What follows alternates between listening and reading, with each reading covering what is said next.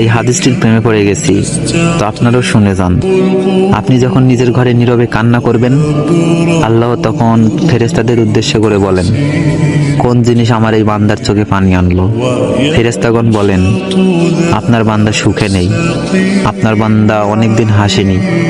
এই বলে ফেরেশতাগণ কান্না করতে থাকেন এবং আল্লাহকে বলেন, হে আমার রব, আপনি তো জানেন আপনার এই বান্দার হৃদয়ে কি রয়েছে, অতএব আপনি তার জন্য সবকিছু সহজ করে দিন।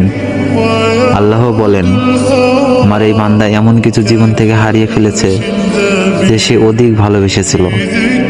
অতএব আল্লাহ বলেন, আমি শপথ করছি, আমার বান্দা যা তার জীবন থেকে হারিয়েছে তার চেয়ে উত্তম জিনিস আমি তাকে এনে দিব, যা দেখে দুনিয়া ও আখিরাতে সবাই বিস্মিত হবে।